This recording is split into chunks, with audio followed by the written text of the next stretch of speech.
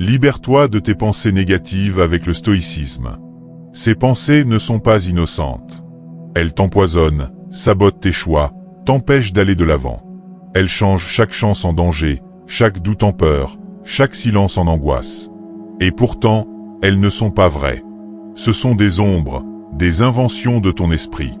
Dis-moi, combien de fois as-tu été submergé par une peur qui n'avait aucune raison d'exister?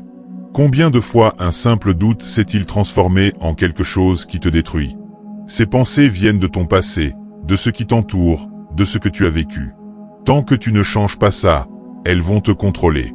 Regarde autour de toi. Qui sont les plus forts, les plus calmes, ceux qui réussissent?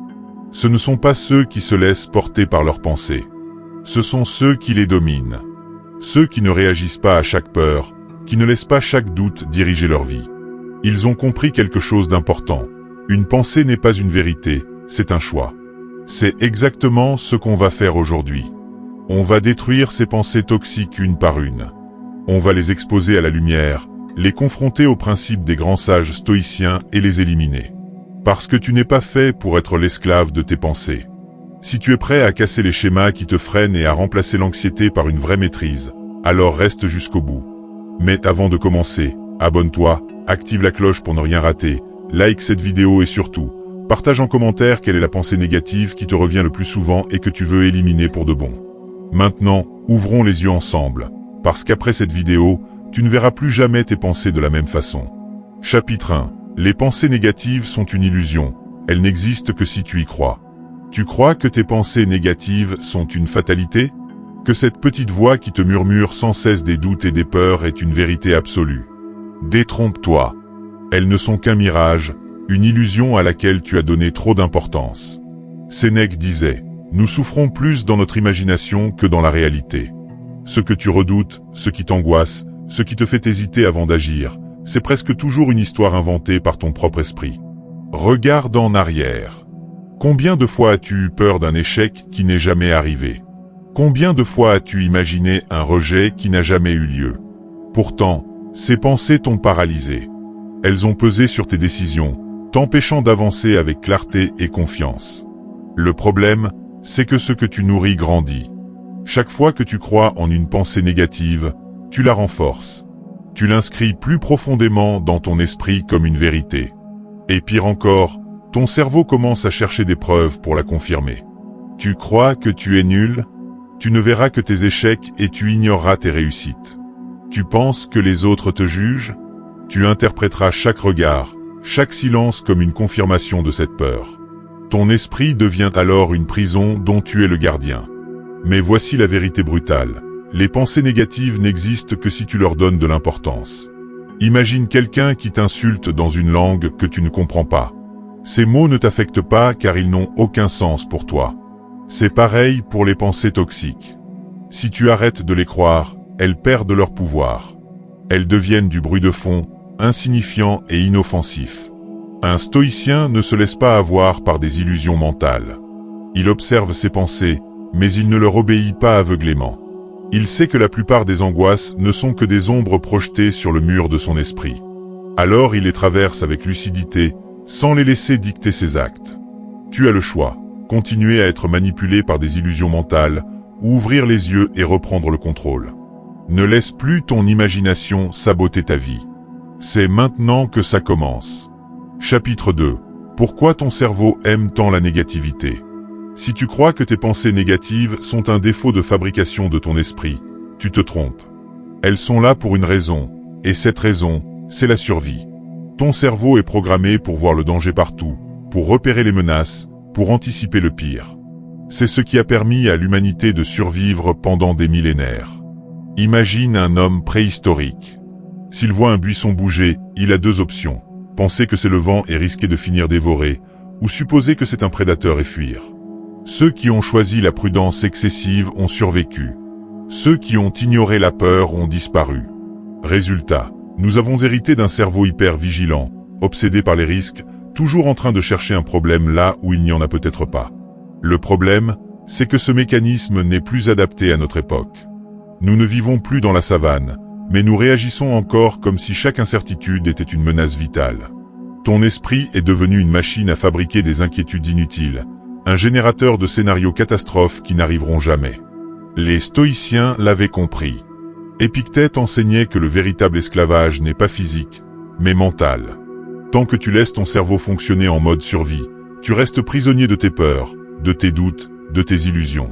Tu es enchaîné à des angoisses qui n'ont aucune substance. Mais voici la vérité, ton cerveau n'est pas ton maître. C'est un outil, un serviteur. Et comme tout serviteur, il doit être dressé. Il ne peut plus être celui qui décide ce que tu ressens, ce que tu crois et ce que tu fais. La première étape pour casser cette habitude toxique, c'est de prendre conscience du piège. Chaque fois que ton esprit s'emballe, pose-toi cette question. Est-ce une vraie menace ou est-ce mon cerveau qui joue son rôle de paranoïaque? Dans 90% des cas, tu verras que ce n'est que du vent. Une peur irrationnelle, une alerte inutile. Tu n'es pas là pour survivre. Tu es là pour vivre. Et pour ça, il faut reprendre le contrôle de ton propre esprit. À partir de maintenant, c'est toi qui commandes. Chapitre 3. Les pensées négatives se nourrissent de ton attention. Les pensées négatives ne naissent pas du néant.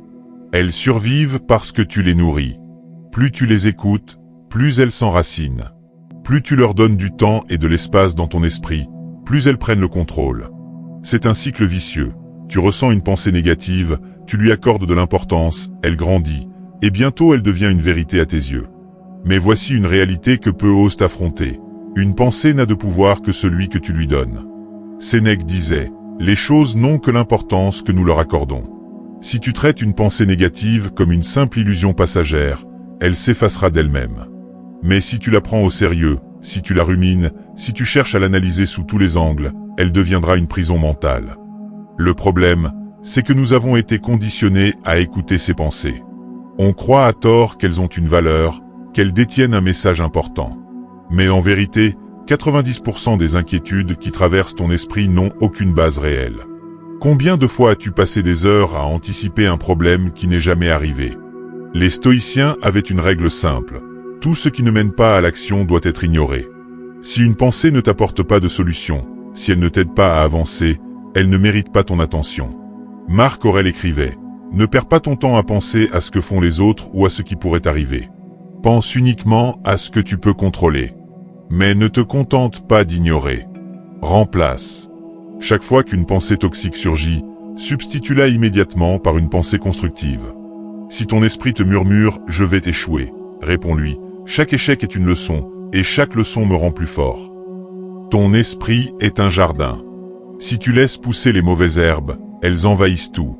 Mais si tu plantes des graines de sagesse, de force et de clarté, elles prendront le dessus. À partir de maintenant, ne laisse plus tes pensées négatives se nourrir de ton attention. Affame-les et regarde-les disparaître. Chapitre 4. Reprendre le contrôle de son dialogue intérieur. Tu es la première personne que tu entends chaque matin. Avant même que le monde extérieur ne t'atteigne, une voix intérieure commence à parler. Et cette voix, soit elle te porte vers la maîtrise, soit elle t'enchaîne dans la négativité. Les stoïciens savaient que la première bataille se livre dans l'esprit. Si tu ne contrôles pas ton dialogue intérieur, alors tu es à la merci de n'importe quelle pensée parasite. Chaque jour, tu te parles. Mais quelle est la nature de ces pensées? Es-tu ton propre allié ou ton propre bourreau? Si ton esprit est envahi de peur, de doute et de regret, alors il est normal que ta réalité en soit le reflet. Épictète enseignait que ce ne sont pas les événements eux-mêmes qui troublent les hommes, mais l'interprétation qu'ils en font. Cette vérité change tout. La première étape pour reprendre le contrôle est de devenir conscient de ce que tu te répètes intérieurement. Si ton esprit tourne en boucle sur des affirmations limitantes, tu dois comprendre que ces pensées ne sont pas des vérités. Ce sont juste des habitudes mentales. Et comme toutes les habitudes, elles peuvent être remplacées. Le secret stoïcien réside dans l'entraînement du dialogue intérieur. À chaque pensée négative, réponds avec rationalité et force. Quand ton esprit affirme que tu es incapable, rappelle-toi que chaque épreuve est une occasion d'apprendre. Quand il te murmure que tu n'as aucun contrôle sur ta vie, rappelle-toi que tu peux toujours choisir ta réaction face aux événements. En répétant ces corrections mentales, tu refaçonnes progressivement ton état d'esprit. Ce travail quotidien n'est pas une simple technique, mais une discipline rigoureuse. Marc Aurèle écrivait dans ses méditations que si quelque chose de négatif survenait, il n'appartenait qu'à lui d'en déterminer l'impact. L'esprit n'est pas naturellement discipliné. Il doit être entraîné, sculpté, affûté, jusqu'à ce que sa force devienne inébranlable. En appliquant cette méthode, tu ne seras plus esclave de tes pensées automatiques. Tu reprendras le pouvoir sur ton monde intérieur et feras de ton esprit un espace de calme et de clarté. Plus rien ne pourra t'atteindre de la même manière, car chaque idée sera soumise à ton contrôle. Dès aujourd'hui, ne laisse plus ton dialogue intérieur être une source de chaos. Fais-en un moteur de puissance et de détermination. C'est ainsi que tu installeras en toi une discipline stoïcienne indestructible. Chapitre 5. Ne combats plus tes pensées négatives, transcende-les. Tu as passé ta vie à lutter contre tes pensées négatives. Chaque fois qu'une peur surgissait, tu tentais de l'écraser.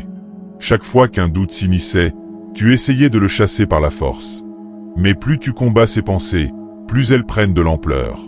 C'est un combat perdu d'avance. Le stoïcien ne se bat pas contre ses pensées. Il les observe, les comprend et les dépasse. Ton esprit est une mer agitée. Chaque pensée négative est une vague qui frappe le rivage. Si tu luttes contre ces vagues, elles ne feront que gagner en intensité.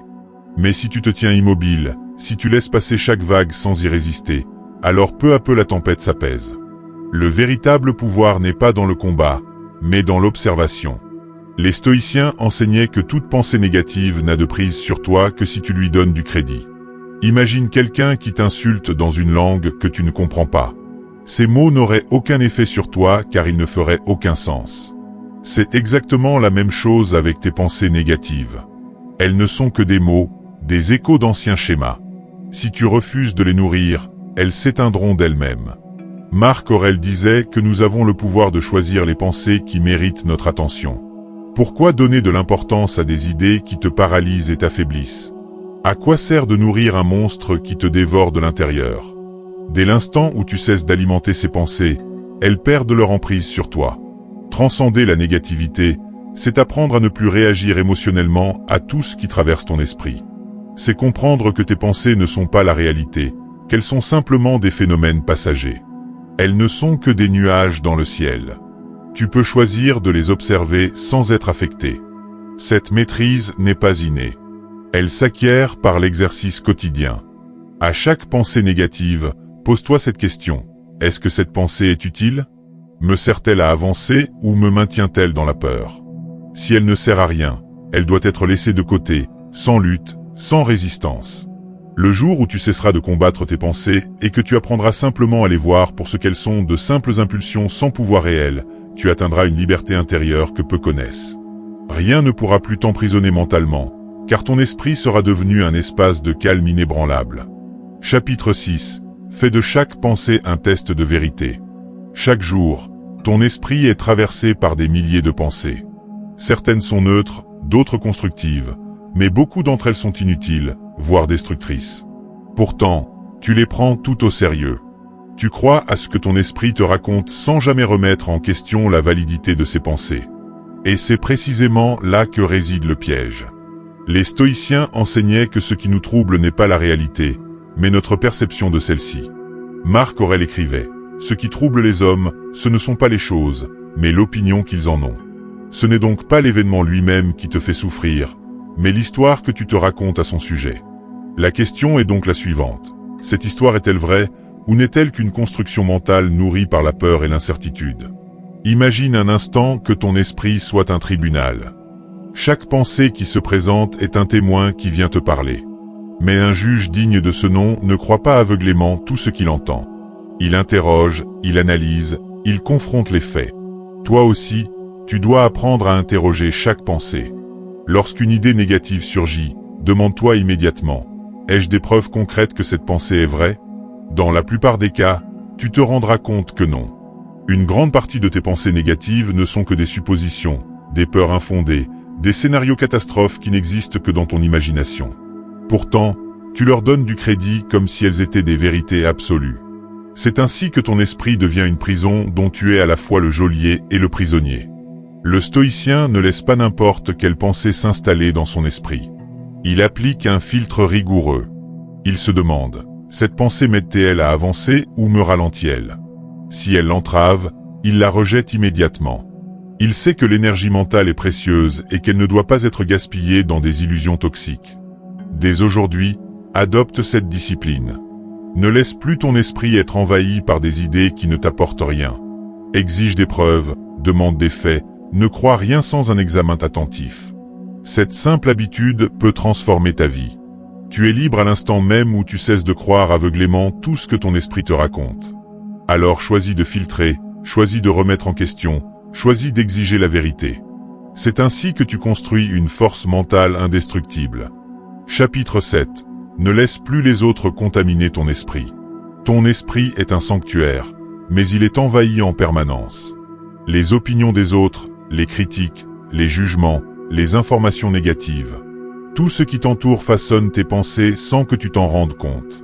Tu crois que tes inquiétudes, tes doutes, tes frustrations viennent uniquement de toi, mais en réalité, beaucoup de ces pensées ont été semées par ton entourage, les médias ou encore la société elle-même. Les stoïciens savaient que l'une des premières causes de la souffrance mentale est l'influence extérieure. Épictète insistait sur l'importance de ne pas laisser les opinions des autres affecter notre état intérieur. Si quelqu'un parlait mal de toi, ne te défends pas en parole, mais montre par tes actes qu'il se trompe. Pourquoi? Parce que répondre, s'expliquer, se justifier, c'est déjà donner du pouvoir à ces pensées toxiques. Regarde ce qui t'entoure. Les conversations que tu entends, les nouvelles que tu consommes, les discussions que tu as avec les autres. Tout cela alimente ton esprit en permanence. Si tu absorbes la peur, le doute, la colère des autres, comment veux-tu bâtir un mental fort? Imagine que ton esprit soit un verre d'eau pure. Chaque parole négative, chaque pensée toxique que tu laisses entrer, c'est une goutte d'encre qui trouble cette eau. Plus tu en laisses entrer, plus l'eau devient opaque. Tu dois donc apprendre à fermer certaines portes. Être stoïcien, ce n'est pas être indifférent à tout, mais c'est choisir ce que l'on laisse entrer. Tu n'as pas besoin d'écouter chaque critique, de répondre à chaque attaque, d'absorber chaque nouvelle catastrophiste. Ce n'est pas de l'ignorance, c'est de la protection mentale. Un esprit fort est un esprit filtré. Dès aujourd'hui, mets en place un bouclier invisible. Choisis consciemment les personnes avec qui tu passes du temps, les sources d'informations que tu consommes, les conversations dans lesquelles tu t'investis. Remplace les pensées polluantes par des idées inspirantes, des principes qui t'élèvent. N'oublie jamais, tu deviens ce que tu laisses entrer en toi. Le jour où tu cesseras d'absorber la négativité extérieure, tu sentiras un changement radical. Tes pensées deviendront plus claires, ton énergie plus stable, ton esprit plus serein. Et c'est à ce moment-là que tu comprendras la véritable puissance de la maîtrise intérieure. Chapitre 8. Apprends à remplacer immédiatement chaque pensée négative. Chaque pensée négative qui surgit dans ton esprit est une graine. Si tu l'ignores ou que tu la nourris, elle grandira, s'enracinera et finira par empoisonner ton mental. L'erreur que font la plupart des gens, c'est de croire qu'ils doivent simplement ne pas penser négatif. Mais l'esprit ne fonctionne pas ainsi. Il a besoin d'une alternative. Si tu veux déraciner une mauvaise pensée, tu dois immédiatement la remplacer par une pensée plus forte, plus puissante, qui la neutralise sur le champ. Marc Aurèle le disait, « Ton âme prend la couleur de tes pensées. » Si tu laisses une pensée s'installer, ton esprit devient sombre, inquiet, paralysé. Mais si dès l'instant où une pensée négative surgit, tu la remplaces par une pensée claire et constructive, tu empêches le poison de se diffuser. Observe ce qui se passe en toi. Une pensée de doute surgit. « Je ne suis pas assez bon pour réussir. » Ne laisse pas cette phrase flotter dans ton esprit. Remplace-la immédiatement. Tout obstacle est une opportunité d'apprendre. Une pensée d'inquiétude surgit. Et si tout se passait mal? Stop. Tout de suite. Je ne contrôle pas le futur, mais je contrôle mes actions maintenant. C'est un entraînement quotidien, un réflexe à développer. La différence entre une personne qui se laisse submerger par ses pensées et une personne qui les domine, c'est cette capacité à rediriger instantanément son esprit. Ceux qui maîtrisent cette compétence ne sont jamais paralysés par le doute ou la peur, car ils ne laissent jamais ces émotions s'enraciner. Les stoïciens ne laissaient pas leurs pensées errer sans direction. Ils les guidaient, les orientaient et s'assuraient que chaque réflexion servait leur sagesse et leur sérénité. Ce n'est pas de la positivité naïve, c'est une discipline mentale implacable. Dès aujourd'hui, entraîne-toi.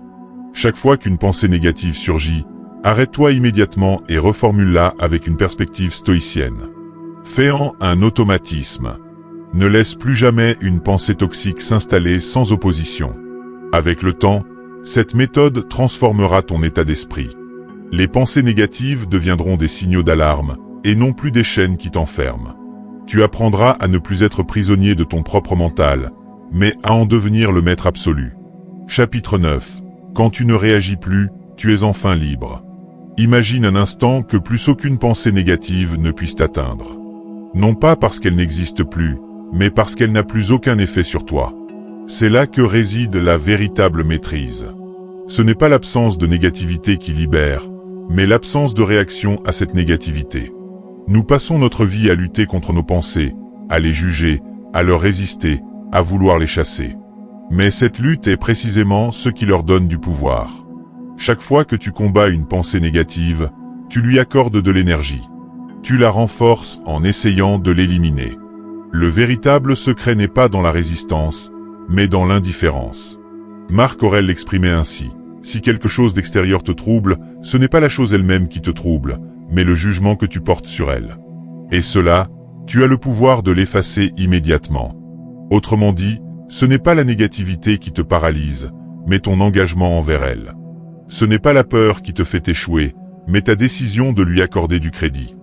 Lorsque tu atteins ce niveau de détachement, plus rien ne peut t'atteindre. Une pensée de doute surgit, elle est là, mais elle ne provoque rien. Une critique se présente, elle passe sans laisser de traces. Une peur tente de s'installer, elle ne trouve plus d'espace pour grandir. C'est ainsi que tu deviens une force inébranlable. Les stoïciens enseignaient cette posture suprême, observer sans absorber, ressentir sans se laisser emporter. Ce n'est pas une absence d'émotion, c'est une maîtrise totale. Ce n'est pas ignorer la réalité, c'est ne plus lui donner d'impact lorsqu'elle ne mérite pas ton attention. Imagine la sérénité d'un homme qui ne craint plus aucune attaque mentale, d'un esprit qui n'est plus vulnérable aux fluctuations de la vie. Ce niveau de contrôle est atteignable, et il commence par une décision, celle de ne plus être esclave de ton propre mental. À partir de maintenant, cesse de réagir. Observe tes pensées comme un spectateur détaché et lucide. Ne leur donne plus d'importance, ne les nourris plus, et regarde comme elles perdent leur emprise sur toi. Plus tu restes impassible, plus elles s'effacent d'elles-mêmes.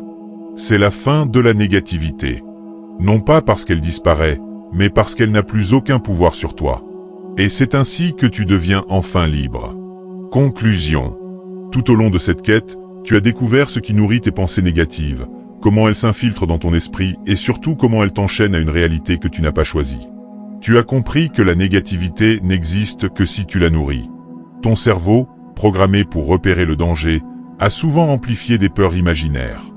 Mais aujourd'hui, tu sais qu'il est possible de briser ce cycle et de reprendre le contrôle. Marc Aurèle disait, « Tout ce qui arrive est en ton pouvoir si tu sais comment le recevoir. » Ce qui signifie qu'aucune pensée ne peut te dominer si tu refuses de lui donner du poids. Ce ne sont pas les événements extérieurs qui créent ta souffrance, mais l'importance que tu leur accordes. Ferme cette porte à la négativité, et tu verras que tout ce qui semblait insurmontable n'était qu'une illusion. La négativité ne disparaîtra pas du monde. Il y aura toujours des épreuves, des imprévus, des moments de doute. Mais toi, tu ne seras plus vulnérable. Tu ne seras plus esclave de ton propre esprit. Un homme libre est celui qui ne se laisse pas posséder par ses pensées, mais qui les observe et les dirige. Dès maintenant, fais le choix de ne plus être la victime de ton mental. Observe tes pensées, mais ne leur obéis plus. Remplace-les par des idées qui te renforcent, qui t'élèvent, qui t'aident à avancer. Parce que si tu ne prends pas le contrôle de ton esprit, quelqu'un ou quelque chose le fera à ta place. Si cette vidéo a changé ta vision des choses, alors partage-la. Quelqu'un, quelque part, est encore prisonnier de ses pensées sans même en être conscient. Il suffira d'une phrase, d'un déclic, pour qu'il commence lui aussi à se libérer. Laisse un commentaire et dis-nous quelle est la pensée négative qui avait le plus de pouvoir sur toi et comment tu comptes la détruire. Et surtout, abonne-toi, active la cloche pour ne rien manquer, laisse un like pour montrer que tu choisis la liberté sur l'emprisonnement mental. Parce que ce chemin ne fait que commencer. Chaque vidéo ici est une nouvelle arme pour renforcer ton esprit. Un homme qui maîtrise ses pensées n'a plus rien à craindre. C'est ici que ton ancienne version meurt. Et c'est ici que ta nouvelle vie commence.